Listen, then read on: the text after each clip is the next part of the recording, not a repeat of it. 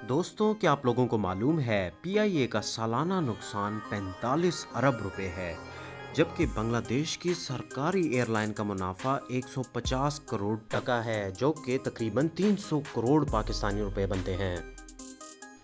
इसी तरह पाकिस्तान रेलवेज का सालाना नुकसान 41 अरब रुपए है, जबकि इंडियन रेलवे का सालाना मुनाफा 7600 करोड़ इंडियन रुपीस है। दोस्तों, कहने को तो ये तीनों मुल्क एक साथ ही 1947 में आज़ाद हुए थे, लेकिन अब इनकी मईशतों में ज़मीन और आसमान का फ़र्क है।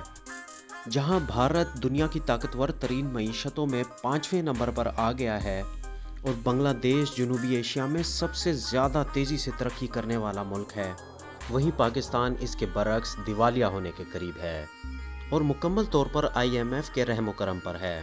पाकिस्तान की इस तनज़्ज़ुली की क्या वजह है और कैसे भारत और बांग्लादेश ने इतनी तरक्की की, आइए देखते हैं इस वीडियो में। दोस्तों, मज़ीद आगे बढ़ने से पहले हमारे चैनल को सब्सक्राइब करें और बेल के आइकन को क्लिक करें ताकि मज़ीद आने वाली वीडियोस आपको बर वक्त मिल सकें। दोस्तों, जैसे कि आपको वीडियो के शुरू में बताया गया कि पाकिस्तान के अदारे करप्शन की वजह से अपनी तनज़्ज़ुली की इंतहा को हैं। पाकिस्तान के एक अदारे PIA को ही ले लीजिए, जो करप्शन की वजह से 45 अरब रुपए सालाना की बुनियाद पर नुकसान करता है। अगर रोज़ाना की बुनियाद पर देखा जाए तो 13 करोड़ रुपए बनता है।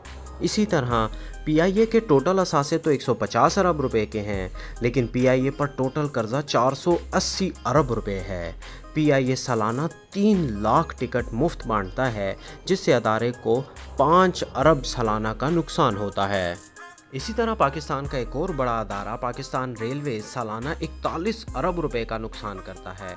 उसके अलावा पाकिस्तान स्टील मिल सालाना 130 अरब रुपए का नुकसान करती है और बाकी सब चीज़ें तो एक तरफ, बिजली के शोबे का कुल नुकसान 922 अरब रुपए है। दोस्तों, कहने को तो पाकिस्तान एक गरीब मुल्क है, लेकिन पाकिस्तान के वज़ीर आज़म का गैर मुल्की दौरों पर मुख्तस बजट रोज़ाना की बुनियाद पर 55 लाख रुपए है। ईवान सदर का रोज़ाना का बजट 22 लाख रुपए है। काबीना डिवीज़न के रोज़ाना अखराजात 15 करोड़ रुपए हैं और एक पाकिस्तानी की औसत इनकम सिर्फ और सिर्फ 300 रुपए है। दोस्तों, दुनिया के हर हिस्से की सियासत की हिस्ट्री उठाकर देखें, सियासतदान दुनिया के हर खित्ते में करप्ट मिलेंगे, लेकिन पाकिस्तान में सियासतदानों की करप्शन इंतहा को है। दरअसल पाकिस्तान में पॉलिटिकल स्टेबिलिटी नहीं है। पाकिस्तान के वज़ीर आज़म तक को ये नहीं पता होता कि उसने कल वज़ीर आज़म रहना भी है या नहीं, तो उनकी नज़र मुल्क की दौलत और वसाइल लूटने पर ही लगी रहती है कि क्या पता कल हमें मौका मिले या ना मिले।